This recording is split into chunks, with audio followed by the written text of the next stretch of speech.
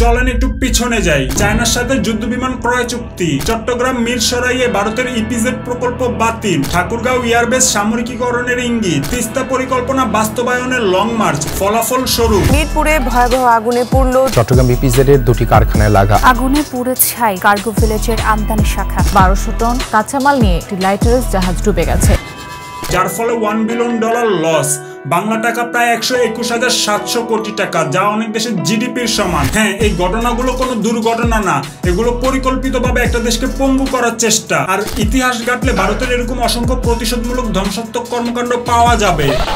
চিটাগাং ইপিজেডে আগুন, যেখানে আমাদের এক্সপোর্টের পণ্যগুলো বাইরে পাঠানোর জন্য প্রসেসিং করা হয়, এটা বন্ধ হয়ে যাওয়া মানে বৈদেশিক রিজার্ভের ঘাটতি দেখা দিবে। এয়ারপোর্টের কার্গো ভিলেজে আগুন, যেখানে বৈদেশিক মুদ্রা খরচ করে আনা পণ্য পুড়ে ছাই, এখানেও বৈদেশিক রিজার্ভের মারাত্মক ক্ষতি, তার সাথে দৈনন্দিন ব্যবসায় প্রভাব পড়বে। চট্টগ্রাম পোর্টে 1200 টন কাঁচামাল নিয়ে জাহাজ ডুবে, যার ফলে নতুন উৎপাদনে ব্যাঘাত ঘটবে, আর এইভাবে দেশের অর্থনৈতিক ভেঙে পড়বে। দ্রব্যমূল্যের ঊর্ধ্বগতি আর পণ্যের ঘাটতি দেখা দিবে, তার সাথে দেশের নৈরাজ্য সৃষ্টি হবে। স্বাধীনতা অর্জনের চেয়ে স্বাধীনতা রক্ষা করা কঠিন। আপনি একটা জারে 100 কালো পিঁপড়া 100 লাল পিঁপড়া রাখেন, তাতে কিছুই হবে না, কিন্তু যখন কেউ সেই জাল লড়াবে, পিঁপড়াগুলো একে অপরকে শেষ করা শুরু করবে, তখন কালো পিঁপড়া লাল পিঁপড়াকে শত্রু মনে করবে, আবার লাল পিঁপড়াও কালো পিঁপড়াকে শত্রু মনে করবে। কিন্তু আসল শত্রু হলো যে জারটা লড়ালো। হ্যাঁ, 5 আগস্টের পর আমাদের উচিত ছিল দেশ পূর্ণ গঠনের জন্য সবার ঐক্য, কিন্তু আমরা তো নিজেরাই নিজেদের কামড়াতে ব্যস্ত।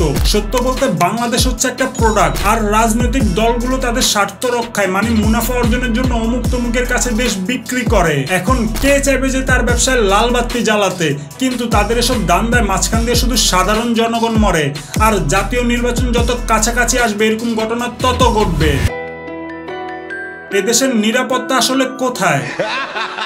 আপনি গার্মেন্টসে কাজ করেন, 10-12 ঘন্টা কাজ শেষে এখন বাসায় ফিরতে পারবেন কিনা তার নেই কোনো নিশ্চয়তা, অথচ ফ্যাক্টরির ক্যাশ ফ্লো সিকিউর করার আগে দুর্ঘটনা থেকে কর্মচারীদের জীবন সিকিউর রাখার কথা। আপনি ব্যবসা করছেন অনলাইন বা অফলাইনে, আপনার পণ্য আসতেছে আন্তর্জাতিক বিমানবন্দর দিয়ে, যেখানে আগুন লেগে সব শেষ, অথচ সেখানে উচ্চ লেভেলের অগ্নি নির্বাপক সিস্টেম থাকার কথা।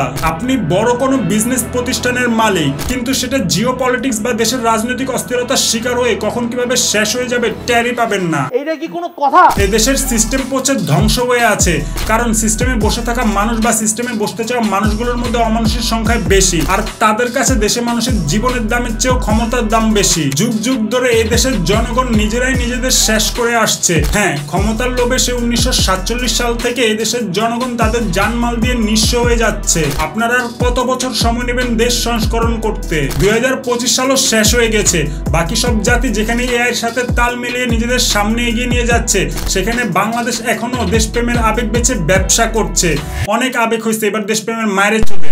ক্ষমতা দরকার হয় তত্ত্বাবধায়ক সরকারকে দেন, বিএনপিকে দেন, জামাতকে দেন, আওয়ামী লীগকে দেন, নাগরিক পার্টি বা সেনাবাহিনীকে দেন, যেই আসবেন লুটপাট তো করবেনই, কিন্তু এবার দেশের মানুষকে একটু শান্তি দেন।